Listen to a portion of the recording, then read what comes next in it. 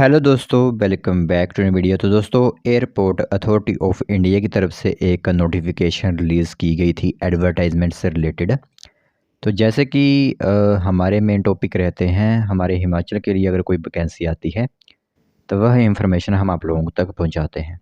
तो आप लोगों को पता ही है कि एयरपोर्ट्स का काम होता है। और वैसे तो हमारे हिमाचल प्रदेश में 3 4 एयरपोर्ट्स हैं, लेकिन जो एक मेन एयरपोर्ट है वो कांगड़ा गग्गल का एयरपोर्ट है। तो वहाँ पर आप लोगों के लिए वैकेंसीज़ रहेंगी, जिसकी की डिटेल आज की वीडियो में हम आप लोगों को देंगे। तो फिलहाल तो यह वैकेंसी ऐसी रहेगी कि 1 साल के लिए यहाँ पर आप लोगों को नियुक्त किया जाएगा। तो जो इंटरेस्टेड हैं कैंडिडेट, इस तरह का रोज़गार पाना चाहते थे फ़िलहाल के लिए, तो उनके लिए पूरी इन्फॉर्मेशन हम यहाँ पर बताएंगे। और ऑफिशियल नोटिफिकेशन यह रहेगी, कोई एजेंट वगैरह इसको भर्ती नहीं करेगा, क्योंकि इस समय फ्रॉड वगैरह बड़े होते हैं जब एयरपोर्ट वगैरह की वैकेंसीज निकलती हैं। ठीक है। तो वैसे यह ऑफिशियल वेबसाइट से जो डाउनलोड किया गया है सब कुछ, तो आप लोग यहाँ पर फॉर्म फिलअप करवा सकते हो। तो चलिए फिर बिना बस जाए की जो इन्फॉर्मेशन है आज हमारे पास एयरपोर्ट अथॉरिटी ऑफ इंडिया की तरफ से, वह हम आप लोगों को बताते हैं। तो दोस्तों, देख सकते हो नोटिफिकेशन आप लोगों को दिख रही होगी। और यह जो वैकेंसीज है वो नॉर्थन रीजन के लिए, यानी कि उत्तर भारत के लिए आउट की गई हैं। और हमारा जो प्रदेश है वो भी उत्तर भारत में ही आता है। ठीक है। तो यहाँ पर 2026 की जो एडवर्टाइजमेंट नंबर पहली ही रहने वाली है, जिसमें अप्रेंटिस आप लोगों ने सुना ही होगा। अप्रेंटिसशिप के तौर पर आप लोगों को यहाँ पर रखा जाएगा। ठीक है। जिसमें ग्रेजुएट अप्रेंटिसशिप रखे जाएंगे, डिप्लोमा वाले रखे जाएंगे और आईटीआई वाले यहाँ पर रखे जाएंगे। ठीक है। तो ये इन्फॉर्मेशन इंपॉर्टेंट रहेगी आप लोगों के लिए। तो इस रीजन के अंदर जैसे कि चंडीगढ़, दिल्ली, हरियाणा, हिमाचल हमारा आ जाता है, जम्मू, लेह लद्दाख, मध्य प्रदेश, पंजाब, राजस्थान, उत्तर प्रदेश और उत्तराखंड जो हो इसके अंदर आएंगे। ठीक है। तो यहाँ पर मैं आप लोगों को अगर वैकेंसीज़ के बारे में बात करूँ या फिर इन्हें सीट्स का नाम अगर हम दें, तो सिविल इंजीनियरिंग की ग्रेजुएट की 15 पोस्ट हैं, डिप्लोमा की 17 पोस्टें हैं। 1 साल के लिए रखा जाता है, आप लोगों को पता ही है अप्रेंटिसशिप में। तो ग्रेजुएट डिग्री अप्रेंटिसशिप को 15,000 AAI जो 8,850 होता है शेयर, और 6,150 गवर्नमेंट के शेयर होता है थ्रू डीबीटी के हिसाब से, वो आप लोगों को दिया जाएगा।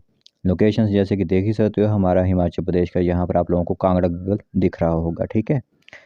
आगे इलेक्ट्रिकल इंजीनियरिंग की पोस्टें हैं, इलेक्ट्रॉनिक्स की पोस्टें हैं, कंप्यूटर साइंस या आईटी की पोस्टें हैं, एरोनॉटिकल या फिर एरोस्पेस एयरक्राफ्ट मेंटेनेंस की पोस्टें हैं, आर्किटेक्चर की यहाँ पर सीट्स हैं, मैकेनिकल या फिर ऑटोमोबाइल की हैं, बीसीए बीकॉम वालों के लिए यहाँ पर ग्रेजुएट पास जो हैं उनके लिए यहाँ पर जो पोस्टें हैं। ठीक है। तो यहाँ पर कुल मिलाकर आप लोगों के लिए 10 तरह की यहाँ पर सीट्स रख सकते हो। फिर जो COPA या फिर स्टेनो होता है, जो ITI की होती है कैंडिडेट्स ने, वो है कंप्यूटर हार्डवेयर एंड नेटवर्किंग की पोस्ट हैं। टोटल अप्रेंटिसशिप 80 जो है वो यहाँ पर ग्रेजुएट वाले रखे जाएंगे, और डिप्लोमा वाले कुल मिलाकर 65 हैं। 60 यहाँ पर आपके कुल मिलाकर ट्रेड जो ITI वाले होते हैं वो रखे जाएंगे। ठीक है।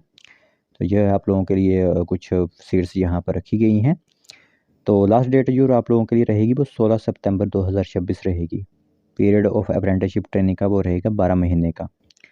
तो ग्रेजुएट या डिप्लोमा वालों को पता ही है कि ग्रेजुएट पास होने चाहिए रेगुलर में, 4 साल की डिग्री और 3 साल का डिप्लोमा जो आप लोगों का होता है वो आप लोगों के पास होना चाहिए।